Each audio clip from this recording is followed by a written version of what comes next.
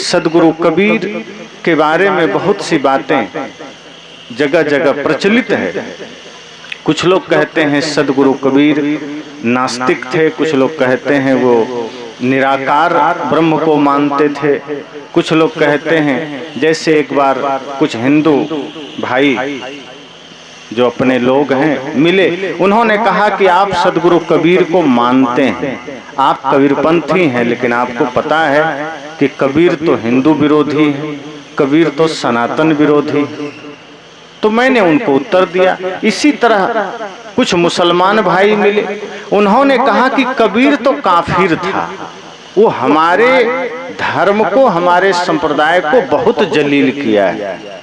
कबीर मुसलमान घर में पाले जरूर गए, लेकिन कबीर मुसलमान को बहुत लताड़े, इसलिए कबीर को हम लोग नहीं मानते हैं। तो मुस्लिम भाई कबीर साहब के बारे में ऐसा सोचते हैं कि वे काफिर थे, हिंदू ऐसा सोचते हैं वे नास्तिक थे, और ऐसा इसलिए सोचते हैं कि दोनों के भीतर जो गलतियां हैं सदगुरु कबीर ने उन गलतियों को कहा। अब एक आदमी ने कहा कि दूसरे की बुराई क्यों करते हो, अपने धर्म की बात करो, दूसरे धर्म में अगर कोई बुराई है तो उसको क्यों कहते हो। तो मैं इस पर विचार किया कि जैसे कोई आदमी शराब पी रहा है और अगर हमने कह दिया शराब मत पियो, तो क्या ये उसकी बुराई है या उसको अच्छे के लिए कहा गया। अगर कोई आदमी चोरी करता पकड़ा गया और किसी ने कह दिया चोरी मत करो, तो क्या ये चोर की बुराई है।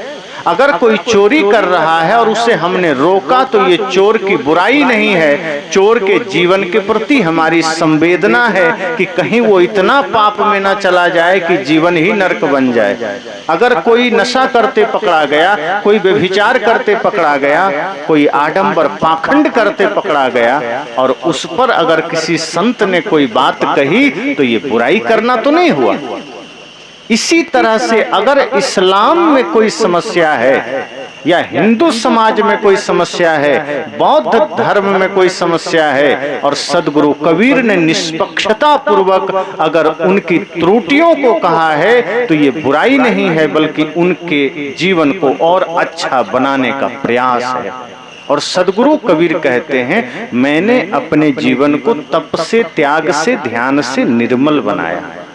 मैंने प्रेम को पाया, मैंने सत्य को पाया, मैंने निर्मलता को पाया। अब मैं चाहता हूं अन्य लोगों में वही प्रेम रहे, वही निर्मलता रहे।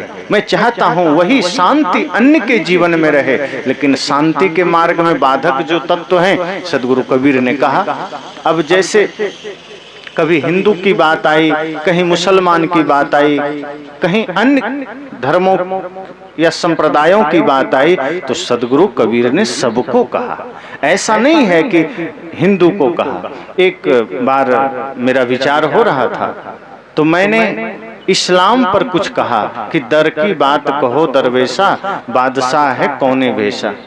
तो उस प्रवचन को सुनने के बाद कुछ लोगों ने, मौलवियों ने मुझे कॉल किया कि आपको हिंदू धर्म में बुराई नहीं दिखती है क्या? कबीर ने हिंदू के लिए नहीं कहा है, ब्राह्मण के लिए नहीं कहा है, आप सिर्फ मुसलमान के पीछे पड़ गए, आप सिर्फ इस्लाम के पीछे पड़ गए। मैंने कहा कि एक पद में सदगुरु कबीर ने अगर इस्लाम की चर्चा की है, तो मैंने एक पद पर इस्लाम के बारे में बोला।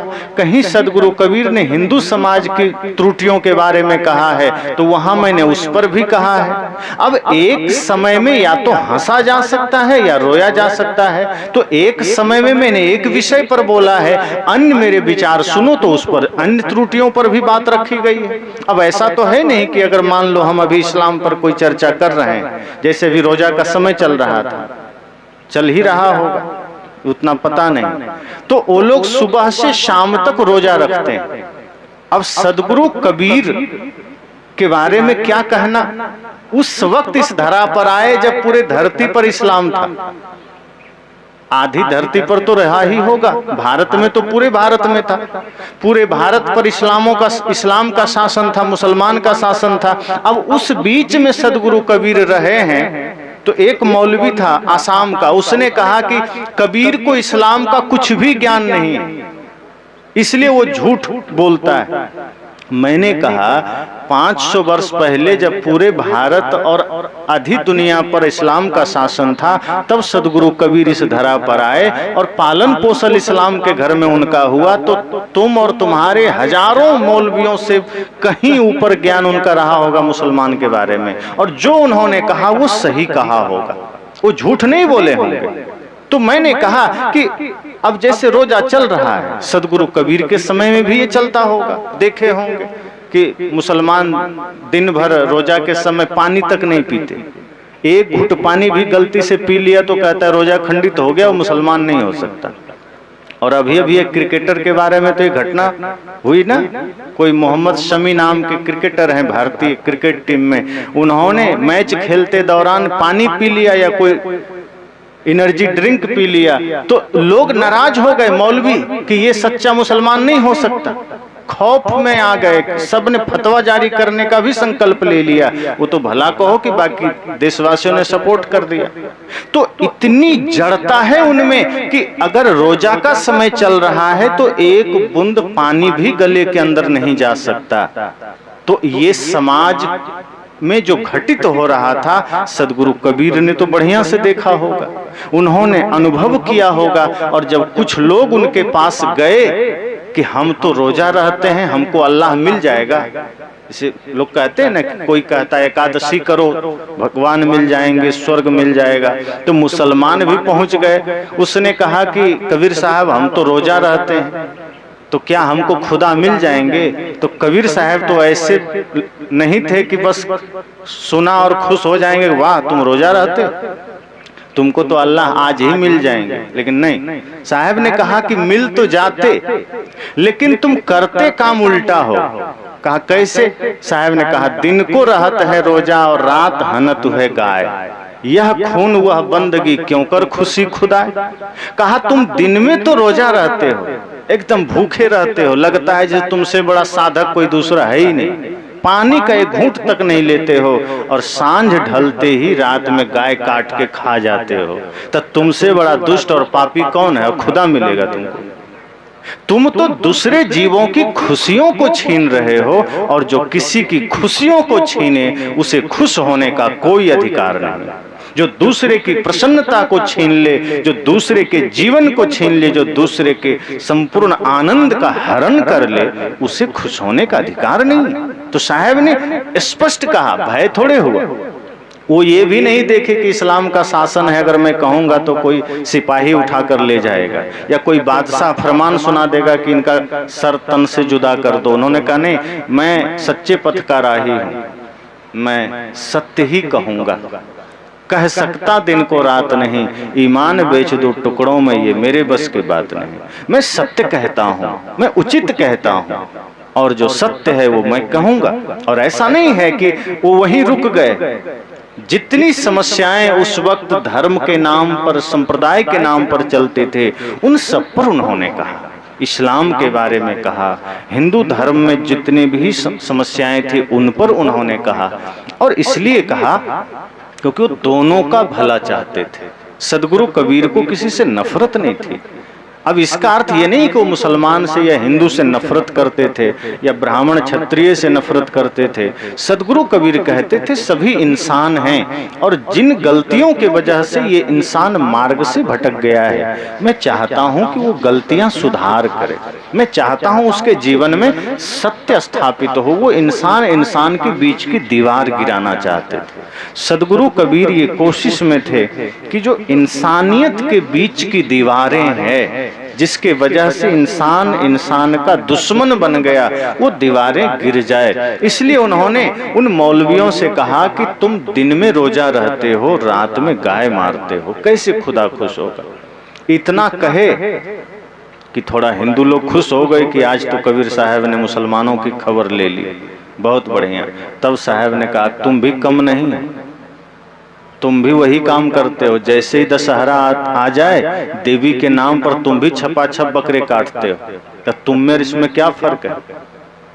साहब ने कहा हिंदू की दया मेहर तुर्कन की, दोनों घट से त्यागी, ई हलाल वे झटका मारे, आग दोनों घर लागी।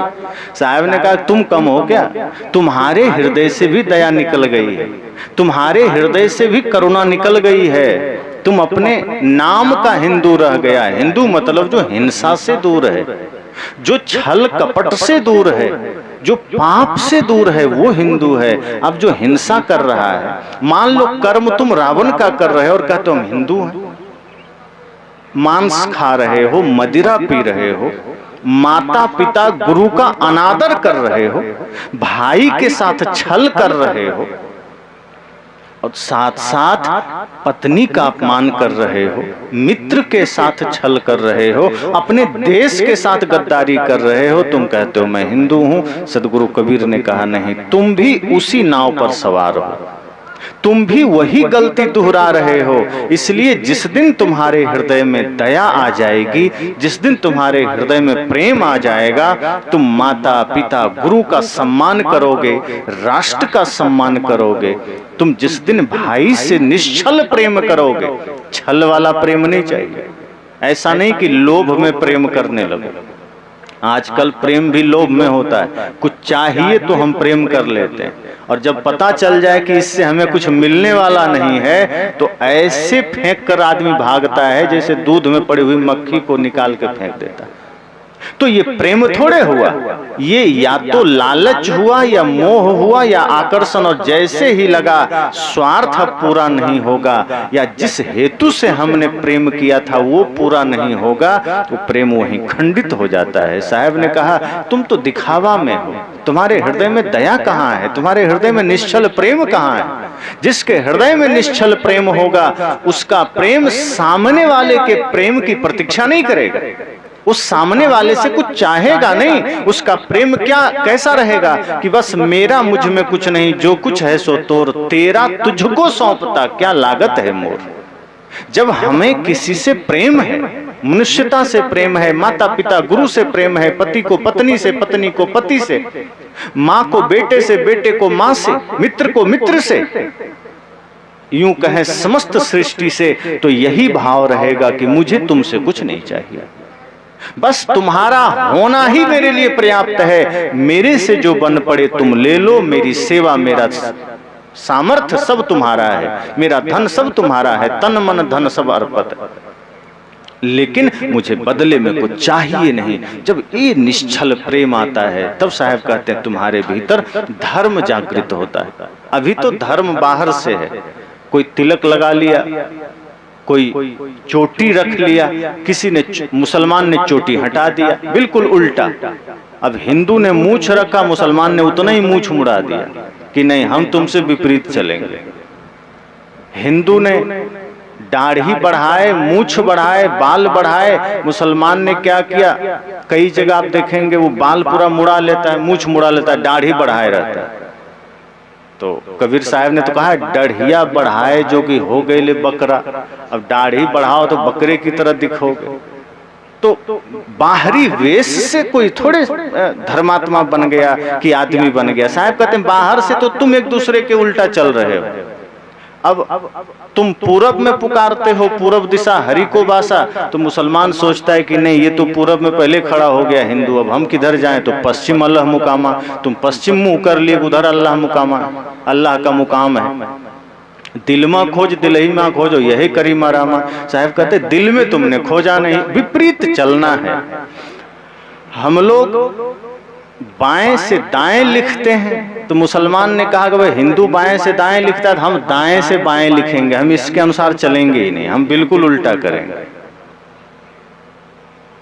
तो कई जगह तो समस्या हो जाएगी, हर जगह उल्टा कर भी नहीं सकता। लेकिन फिर भी सदगुरु कबीर ने कहा कि तुम अपने जीवन में धर्म को धारण नहीं करते हो, बाहर के प्रतीकों को धारण कर लेते हो।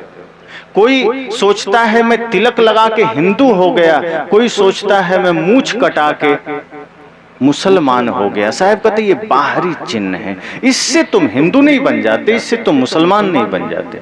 वस्तुतः जिस दिन तुमने हृदय में दया को धारण किया, प्रेम को धारण किया, सत्य को धारण किया, अहिंसा को धारण किया, अहिंसा अत्यंत आवश्यक है। अहिंसा को परम धर्म कहा गया। सत्य भी धर्म है, प्रेम भी धर्म है, करुणा भी धर्म है, दया भी धर्म है, लेकिन अहिंसा परम धर्म है। सदगुरु कबीर ने दया को भी धर्म कहा, जहां दया तहां धर्म है। और तुलसीदास जी ने सत्य को धर्म कहा कि धर्म न दूसर सत्य समाना, कि सत्य के समान कोई दूसरा धर्म नहीं। लेकिन जब अहिंसा का नंबर आया कि अब अहिंसा को क्या कहा जाए, क्योंकि सत्य को पहले ही धर्म कह दिया है, तब तुलसीदास जी व्याकरणी थे, व्याकरण जानते थे। उन्होंने अहिंसा को फिर एक शब्द दिया, परम धर्म श्रुति विदित अहिंसा, कि अहिंसा सभी धर्मों में श्रेष्ठ धर्म है, परम धर्म है। यही बात सदगुरु कबीर कहते हैं कि तुम हिंदू बन गए, मुसलमान बन गए, मौलवी बन गए, पंडित बन गए, लेकिन दया तो त्याग कर दिया तुमने। हिंदू की दया मेहर तुर्कन की दोनों घट से त्यागी। साहब ने कहा कि मौलवियों सुन लो, तुमने भी दया का त्याग, मेहर का त्याग कर दिया। मेहर मतलब भी दया है, और हिंदू समाज ने भी दया का त्याग कर दिया। अब दया का त्याग करने का अर्थ ये नहीं कि आदमी सिर्फ मांसाहारी है। अब जैसे कोई मांस खाता है तो स्वाभाविक है दया त्याग करके ही खाएगा, प्रेम बस तो किसी की हत्या नहीं करेगा। अब कोई कह सकता है कि नहीं नहीं मैं तो बड़े प्रेम से मुर्गी मारता हूं, ये संभव है क्या? कोई कहे मैं बड़े प्रेम से बकरी काटता हूं, प्रेम आ गया तो तुम काटोगे कैसे बकरी को? और बकरी काटना प्रेम से नहीं होता, बकरी काटना, मुर्गी काटना, मछली मारना, इसमें प्रेम कैसे करोगे तुम? और प्रेम है तो काटोगे कैसे? हिंसा और प्रेम एक साथ तो नहीं हो सकता। तो हम हिंसा कर रहे हैं और प्रेम का त्याग हमने कर दिया। सदगुरु कबीर कहते हैं कि तुम ये सोचते हो कि हमने तिलक लगा लिया या चोटी कटा लिया तो हम धार्मिक हो गए, लेकिन वस्तुतः तुमने प्रेम का त्याग कर दिया, तुमने हृदय से सत्य का त्याग कर दिया, तुमने करुणा का त्याग कर दिया। और अब तुम जीव की हत्या कर रहे हो, माता पिता का अनादर कर रहे हो। अब माताएं रोती है आज के बच्चों के करतूतों पर। कई जगह जाना होता है, युवा बच्चे हैं, माता पिता की बात नहीं मानते, वो निकल जाते हैं आवारागर्दी करने, और माँ रो रही है कि मेरे बेटे तो बिगड़ गए। अब वो बच्चे भी कहीं ना कहीं शामिल होकर के कोई इस्लाम जिंदाबाद कर रहा है, कोई हिंदू जिंदाबाद कर रहा है। अब वो माँ की बात नहीं मान रहा है, वो राम को आदर्श मान रहा है कि राम जी मेरे आदर्श हैं, लेकिन राम जी के बारे में जान नहीं रहा है कि जिस राम को वो अपना आदर्श मानता है वो राम माता जी की आज्ञा पालन करते थे, और अपनी माता नहीं, सौतेली माँ का भी आज्ञा पालन करते थे।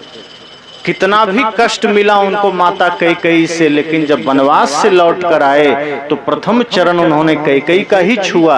आज कितनी संतानें हैं जो इसका पालन करते हैं, बस कहते हैं हम हिंदू हैं। तो सदगुरु कबीर ने बड़ी बारीकी से समझाया कि तुम अपने को हिंदू कहते हो, तुम्हारे अंदर दया नहीं, तुम माँ को दुख दे रहे हो, पिता को दे रहे हो, भाई से बैर कर रहे हो, पड़ोसी से बैर कर रहे हो।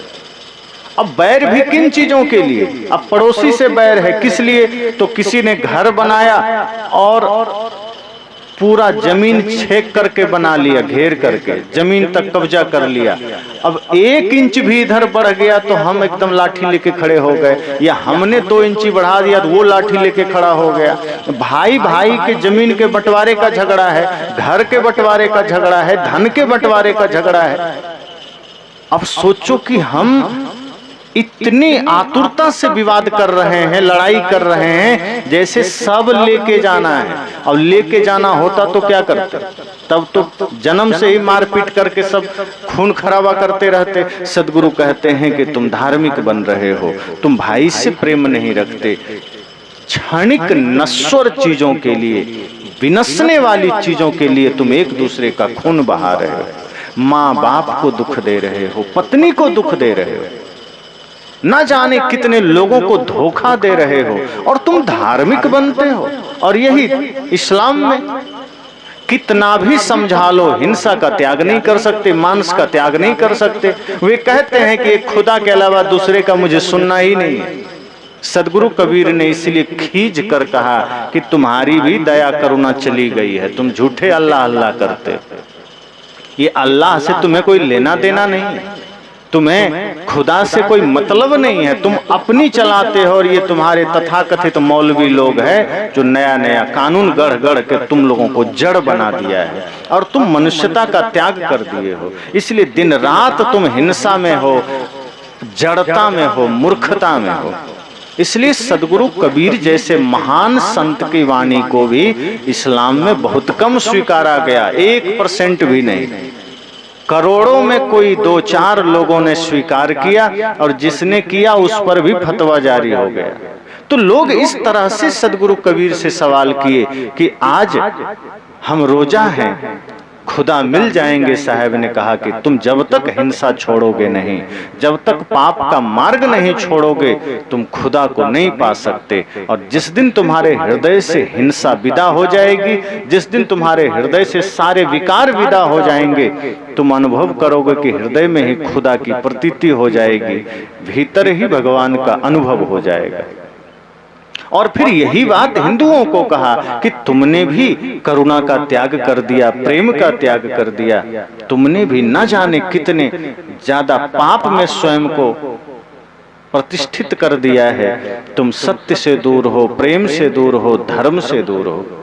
और इस तरह सदगुरु कबीर के पास बहुत से लोग आते रहे, उनसे चर्चाएं करते रहे, उनसे मिलते रहे।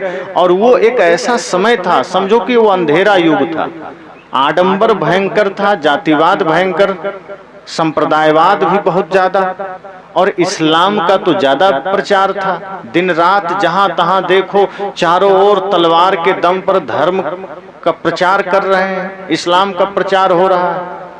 और सदगुरु कबीर उस बीच में खड़े होकर के सत्य बात कहने का हिम्मत जुटाए।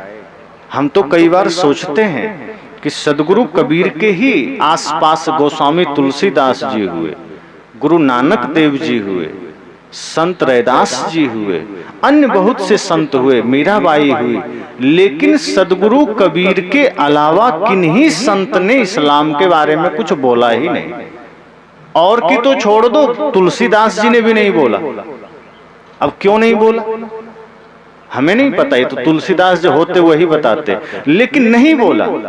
जबकि राम मंदिर का मामला उस समय भी चलता होगा, उस समय उसी समय के आसपास बाबर ने मस्जिद बनाई होगी, उसी समय ये मामला आया होगा, अयोध्या में भी इस्लाम था।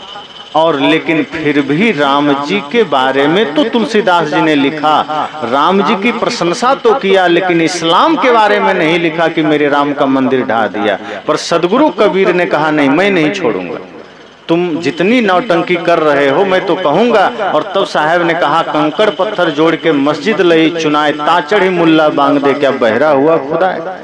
कितना हिम्मत किया साहब ने, कहा कि तुमने कंकड़ पत्थर जोड़ के मस्जिद बना लिया और उस पर चढ़ के बकरे मुर्गे की तरह बांग दे रहे हो। जैसे मुर्गा सुबह 4 बजे बोलता है ना कुकरूकू, साहब ने कहा तुम भी मौलवियों सुबह उठते ही ये जो अल्लाह अकबर करते हो, ये समझो कि तुम बांग ही दे रहे हो, तुम्हारा खुदा बहरा हो गया।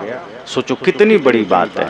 तो जड़ता पर सदगुरु कबीर ने प्रहार किया, जहां बुराई देखी उन्होंने कहा। वो चाहते थे कि लोगों के भीतर की मनुष्यता बाहर आए, वो चाहते थे एक एक व्यक्ति में इंसानियत जागृत हो, धर्म के नाम पर, संप्रदाय के नाम पर विवाद ना हो, कुरान के नाम पर लड़ाइयां हुई, पुराण के नाम पर लड़ाइयां हुई, मंदिर के नाम पर, मस्जिद के नाम पर, कहीं मंदिर बन गया कहीं मस्जिद बन गया, अब वहां लड़ाइयां हो गई।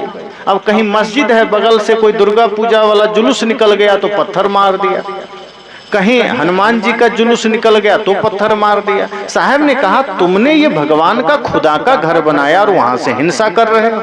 ये कौन भगवान और खुदा है जो तुम्हारी हिंसा को बर्दाश्त कर रहा है और तुम उसकी पूजा में लगे हो। तो सदगुरु कबीर लोगों के जीवन से हिंसा नहीं, हिंसा की विदाई चाहते थे। वो चाहते थे इंसान सच में इंसान बन जाए, ये पूरा धरती प्रेम का मंदिर बन सके। जो कि हमारे ऋषियों ने भी कहा था कि वसुधैव कुटुंबकम, ये पूरी पृथ्वी हमारा परिवार है। लेकिन आज धर्म के नाम पर, संप्रदाय के नाम पर, जाति के नाम पर हमारा समाज बंट गया। कोई अगड़ा, कोई पिछड़ा, कोई धनी, कोई गरीब, कोई ऊंच, कोई नीच, प्रदेशवाद, संप्रदायवाद, क्षेत्रवाद, हम सबको विभक्त कर दिया। अब मान लो हम सब भारत भूमि में रहते हैं, भारत हमारा देश है, क्या हम यह कभी सोचते हैं 24 घंटे में कि ये भारत हमारा पूरा देश, हमारा घर है और जितने भी नर नारी हैं सब हमारे भाई बंधु परिवार हैं, हमें सबसे प्रेम रखना है, हमें सबके प्रति संवेदना रखनी है, हमें एक एक जीव के प्रति प्रेम रखना है। लेकिन ऐसा कहाँ होता है? आज माता पिता भी अपने बच्चों को शिक्षा विभक्त वाला ही देते हैं, लड़ने वाला ही देते हैं, खंड खंड करने वाला देते हैं। अपने जीवन को आप देखिए कि सदगुरु कबीर ने अपने जीवन की यात्रा आरंभ की, एक एक बुराइयों को उन्होंने देखा और कहा, एक एक व्यक्ति के जीवन से बुराइयों को मिटाने का प्रयास किया। संत तो समझो जो सड़क में, नगर पालिका में सफाई कर्मी होते हैं ना, अभी ट्रेनों में देखो खूब सफाई चलती है, तो संत भी सफाई कर्मी हैं, वो आध्यात्मिक सफाई कर्मी हैं। बाहर भी सफाई कर्मी हैं जो जगह जगह गंदगी साफ करते हैं, गली के, मोहल्ले के, घर के, दरवाजे के, नाली के। ये संत जन भी सफाई कर्मी हैं और वो हमारे जीवन की गंदगी को साफ करते हैं, मन की गंदगी को, समाज की गंदगी को। और जिस दिन हम संत से जुड़ जाते हैं, हमारे जीवन में पवित्रता आती है, निर्मलता आती है, तभी हम सच्चा मनुष्य बन पाते हैं। अभी हम सब मनुष्य कहाँ हैं? अपने बच्चों को भी, आप सुन रहे थे हमारे साथी से कि हम बच्चों को भी संस्कार क्या देते हैं, हीरो हीरोइन वाला संस्कार दे रहे हैं, लड़ाई झगड़ा वाला दे रहे हैं, गाने सुना रहे हैं। आप अपने बच्चों को कभी ये देशभक्ति का संस्कार देते हैं? आपके बच्चे माता पिता गुरु की सेवा कैसे कर सके, देश की सेवा कैसे कर सके, ये संस्कार नहीं देते। अब अभी तो नहीं दिए, फिर आप बूढ़ा हो गए, अब वो बच्चे आपकी सेवा नहीं करते, आपको वृद्धाश्रम में डाल आते। तो ये समस्या हमारे जीवन में आई। लेकिन सदगुरु कबीर का ज्ञान किसी का बुरा नहीं चाहता। महत्वपूर्ण बात यह है कि जो लोग कहते हैं ना कि बुराई मत देखो, अब जैसे कहीं कोई पाखंड हो रहा है, कहीं कोई छल हो रहा है, कोई आडंबर हो रहा है, अब उस आडंबर की अगर बात की जाए तो वो बुराई देखना नहीं है। बुराई देखना क्या होता है? किसी का जीवन बढ़िया है, प्रेम पूर्ण है और उसके बढ़िया जीवन को देखकर हमें ईर्ष्या हो जाए कि वो इतना सुखी कैसे है, ये बुराई है। अगर किसी के अच्छे जीवन को देखकर हमारे भीतर प्रसन्नता हो कि नहीं बहुत अच्छा है, सभी सुखी रहें, सबके जीवन में खुशियां रहे, अगर दूसरे के प्रति खुशी की चाह जग गई कि दूसरे भी सुखी रहें, पड़ोसी भी सुखी रहें, तो ये क्या है? हित की भावना है, ये प्रेम की भावना है। लेकिन अगर किसी को खुशियों से हम जल उठे, किसी की प्रसन्नता से हमें दुख हुआ, ये जलना हुआ। अब कोई बुराई के मार्ग पर जा रहा है, जैसे कोई चोर है और अगर हमने कहा कि तुम चोरी छोड़ दो, तो क्या ये बुराई नहीं ना है? ये तो उसकी अच्छाई की बात है कि चलो तुम अच्छे बन जाओ। इसी तरह से जो मनुष्य आडंबर के मार्ग पर है, जो व्यक्ति छल के मार्ग पर है, धोखे के मार्ग पर है, जो व्यक्ति भ्रम के मार्ग पर है, सदगुरु कबीर कहते हैं इस भ्रम से मैं तुम्हें मुक्त करना चाहता हूँ, इस आडंबर से मैं तुम्हें मुक्त करना चाहता हूँ। और मैं ये बताना चाहता हूँ कि आदमी जाति से बड़ा नहीं होता, आदमी कर्म से बड़ा होता है, और कर्म अर्थात सत्कर्म से बड़ा होता है। अब कर्म से बड़ा होता है का मतलब ये नहीं, ऐसे में तो सब लोग खुश हो जाएंगे, चोर और शराबी। और ऐसा हुआ, एक संत ने कहा कि जो कर्म करता है वही समझो पूजा करता है, कर्म ही पूजा है। तो चोर ने कहा फिर तो कोई चिंता नहीं। कहा मैं तो रोज चोरी करता हूँ, चोरी का कर्म करता हूँ, तो पूजा कर रहा हूँ। तब संत ने कहा नहीं, गलत अर्थ मत लगाओ, कर्म करना बस पूजा नहीं है, शुभ कर्म करना पूजा है। मन निर्मल कर लो। निर्मल मन से कोई चोरी नहीं कर सकता, मन गंदा होगा तभी चोरी करोगे। कोई गाली अगर आपके मुख से निकलती है, जान लेना कि मन गंदा है। क्रोध निकल जाए मन से, भीतर से बाहर आ जाए, समझ जाना कि मन गंदा है। किसी के प्रति ईर्ष्या का भाव जग जाए, समझ जाना मन गंदा है। जब मन निर्मल होगा, पवित्र होगा, तो मुख से कभी गाली नहीं निकलेगी, झूठ नहीं निकलेगा। अपने बच्चों को भी अगर आप कभी बुरा शब्द बोल देते हैं, आजकल होता है, माताएं चिढ़ करके अपने बच्चों को भी गाली दे देती, पिता अपने बच्चों को गाली दे देते। कई लोग तो गाली मुख में ही रखते। एक आदमी था, वो हर बात में गाली दे। संत ने कहा देखो गाली न दिया करो। वो जब भी आवे साला बोलता ही था सबको, कि अमुक साले को ये कर दूंगा, वो साला ऐसा है ऐसा है। संत ने कहा अरे भाई मुख क्यों गंदा कर रहे हो, ये मुख तो बढ़िया गुरु का नाम लो, परमात्मा का नाम लो, कभी किसी को गाली मत दो। लेकिन इतनी आदत खराब थी, उसने कहा ठीक है गुरुजी मैं किसी साले को गाली नहीं दूंगा।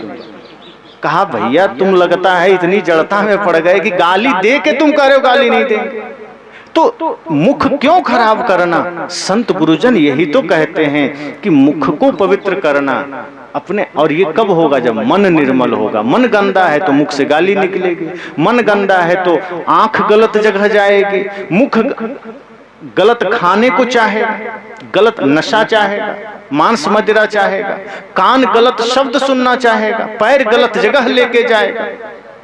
तो मन गंदा है तो सारी बुराइयां जीवन में आएगी। आप सोच लो क्या क्या गलती जीवन में है। अगर आप किसी की निंदा कर रहे हो, किसी से नफरत कर रहे हो, आप किसी से घृणा कर रहे हो, किसी की शिकायत कर रहे हो, इतना समझ लेना कि मेरा मन गंदा है।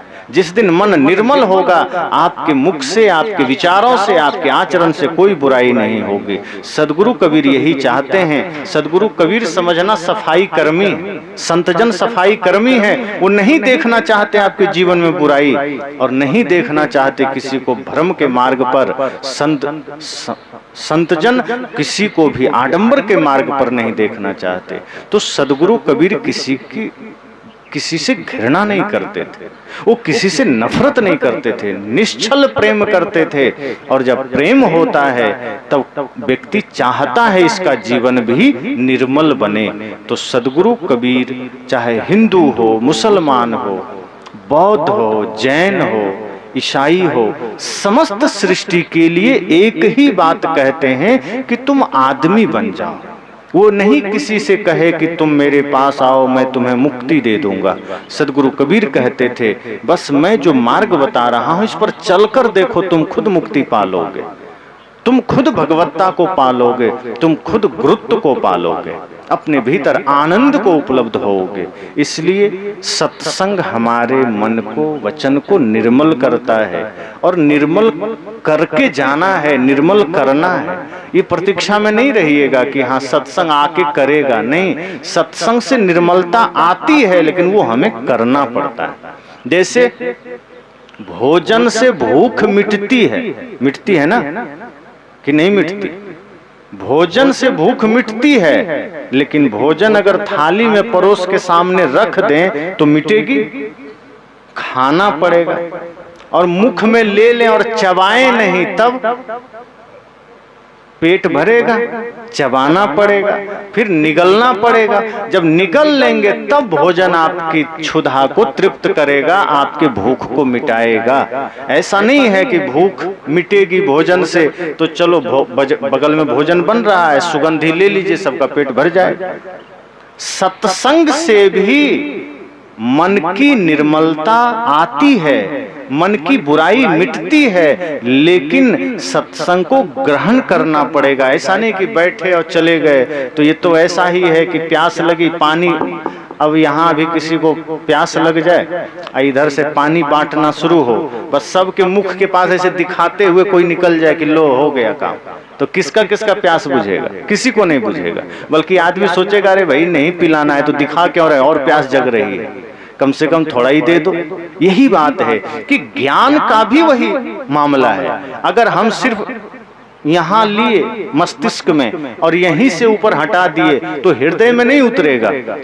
इसलिए ज्ञान सत्संग का अर्थ है सुनिए दोनों कानों से, और जब एकांत में बैठिए तो उस पर मनन करिए, चिंतन करिए, विचार करिए। जब आप विचार करेंगे, चिंतन करेंगे तो धीरे धीरे वो ज्ञान का संपूर्ण सार तत्व आपके हृदय में उतरेगा और मन निर्मल बनेगा, पावन बनेगा। फिर जिस मुख से आप गालियां देते थे, जिस मुख से आप बुरा बोलते थे, देखेंगे धीरे धीरे वो अपने खत्म हो गया। फिर इसी मुख से पवित्रता आ जाएगी। तो जो अपने बच्चों को बुरा कहते थे वो भी ठीक हो जाएगा, जो पड़ोसियों के प्रति बैर भाव था वो भी ठीक हो जाएगा, जो मन में कुचिंतन चलता था, बुरे विचार चलते थे वो भी ठीक हो जाएगा। आज हमारे समाज में युवा लोग, भाई बहन लोग क्या करते हैं, निगेटिव थॉट्स रखते हैं जीवन में। कुछ अच्छा करना हो तो निगेटिव पहले ले आते हैं, नकारात्मकता पहले ले आते हैं, वहीं हमारी हार हो जाती है। इन सारे बिंदुओं पर कल हम चर्चा करेंगे। आज सदगुरु कबीर के बारे में, क्योंकि सवाल सदगुरु कबीर के बारे में था कि कबीर काफिर हैं, कबीर नास्तिक हैं, या फिर कबीर तो बुराई करते हैं, आप लोग बुराई करते हैं, कबीर तो हिंदू की बात किए, मुसलमान की बात किए, अपनी बात नहीं करते। साहब ने कहा मैं अपनी ही बात कर रहा हूं कि जिस शांति को मैंने पाया, जिस प्रेम को मैंने पाया, तुम भी पाओ। तुम्हारे जीवन में भी मैं प्रेम देखना चाहता हूं। साहब कहते मेरा अपना कोई नहीं है, इसलिए सब अपना है, और अगर मैं किसी को दुखी देखता हूं तो मुझे पीड़ा होती है। पर दुख द्रवहिसो संत सुजाना, जो दूसरे के दुख को देखकर द्रवित हो वो संत है। आप दुख में हैं और हमें मजा आ जाए तो हम संत नहीं हो सकते। और समाज में यही तो है, आप कष्ट में हैं, पड़ोसी भीतर भीतर खुश होता है, अच्छा हुआ बीमार हुआ, वो आपसे जल रहा है। आपका घर बढ़िया देखा, आपका स्वास्थ्य देखा, वो दुख व्यक्त करना उसको लगता है बुखार आ गया, दुख व्यक्त करता है। लेकिन जैसे ही देखा कि आपके जीवन में कोई पीड़ा है, आपके जीवन में कोई कष्ट है, वो मन ही मन खुश होता है, मंदिर जाकर लड्डू भी चढ़ा आता है कि अच्छा किया भगवान, इसको दुख दे दिया। पर संत हृदय नवनीत समाना, उनका हृदय पावन है, निर्मल है। सदगुरु कहते हैं तुम हिंदू बनो, मुसलमान बनो, इसमें मुझे कोई दिलचस्पी नहीं है, मैं तो चाहता हूं तुम इंसान बनो। क्योंकि हिंदू बन के भी तुम हिंसा कर रहे हो, मुसलमान बन के तुम कट्टरपंथी की राह पर चल करके लोगों को मार रहे हो, तुम लोगों को इस्लाम की ओर धकेल रहे हो, तलवार से तुम लोगों की गर्दन काट रहे हो। ये धर्म नहीं, ये हिंसा का मार्ग है, ये क्रूरता का मार्ग है। मैं तुम्हें प्रेम का मार्ग देता हूं कि तुम मंदिर से निकलकर बाहर आओ, तुम मस्जिद से बाहर आओ, और लोगों के हृदय में जो मंदिर है उसमें तुम देखो कि सबके भीतर परमात्मा बैठा है कि नहीं। जेते औरत मर्द पाने सो सब रूप तुम्हारा, कबीर पोंगरा अल्लाह राम का सो गुरु पीर हमारा। साहब कहते हैं ये जितने स्त्रियां हैं, जितने पुरुष हैं, सबके हृदय में वही तो परमात्मा है। स्त्री का शरीर बस है, पुरुष का शरीर है। और शरीर क्या है, समझो कपड़ा, चेतना तो दोनों में एक ही है। शरीर भाव से कोई स्त्री है, कोई पुरुष है, ये कपड़ा ही तो है। शरीर को कृष्ण भी कपड़ा कहते हैं कि ये शरीर कपड़े से ज्यादा कुछ नहीं है। जैसे हम नया पुराना कपड़ा पहनते छोड़ते हैं, इसी तरह ये शरीर कपड़ा ही है। तो कोई स्त्री का कपड़ा पहन लिया, कोई पुरुष का कपड़ा पहन लिया, अर्थात कोई स्त्री शरीर का कपड़ा धारण किया, कोई पुरुष शरीर का कपड़ा धारण किया, पर दोनों के अंदर जीवात्मा चेतन वही है, और उसी को समझना है, उसी को जानना है। सदगुरु कहते हैं इसीलिए संप्रदाय के नाम पर, जाति के नाम पर, स्त्री पुरुष के नाम पर भेद मत करना, कुरान पुराण के नाम पर भेद मत करना, मंदिर मस्जिद के नाम पर भेद मत करना। ये बाहरी चिन्हों से तुमने जो धर्म और संप्रदाय खड़ा किए, यही मनुष्यता का सबसे बड़ा दुश्मन है। ये बाहरी चिन्ह ही तो झगड़े का कारण है। साहब कहते हैं ये बाहरी चिन्ह तो ऐसे ही है किसी को जानने समझने के लिए, वस्तुतः भीतर प्रेम धारण करो, इससे बड़ा परिचय आपका और कुछ नहीं। आपके अंदर श्रद्धा है, भक्ति है, प्रेम है, ये सबसे बड़ा परिचय है। अगर हमें राष्ट्र से प्रेम है तो ये भारतीयता का जो संपूर्ण भाव हमारे अंदर है, यही हमारा परिचय है और कोई परिचय नहीं कि कोई बंगाल से है, बिहार से है, राजस्थान से है, गुजरात से है कि छत्तीसगढ़ से है। साहब संत यही कहते हैं कि आप प्रदेशों से अपना परिचय क्यों जोड़ रहे हो, जातियों से अपना परिचय क्यों जोड़ रहे हो, संप्रदायों से अपना परिचय क्यों जोड़ रहे हो, धनी गरीब से अपना परिचय क्यों जोड़ रहे हो। आप अपने को या तो संपूर्ण मानवता से जोड़ो, अगर या एक दायरा है कि आप एक राष्ट्र में हैं, ये भारत भूमि में हमने जन्म लिया है, तो इतना ही परिचय बताओ कि हम भारतीय हैं। और ये भारतीयता का दर्शन, जैसे कहते हैं ना कि व्यक्ति एक बार तो अपने माँ बाप के गर्भ से जन्म लेता है, लेकिन एक जन्म व्यक्ति का अपनी संस्कृति के गर्भ से भी होता है।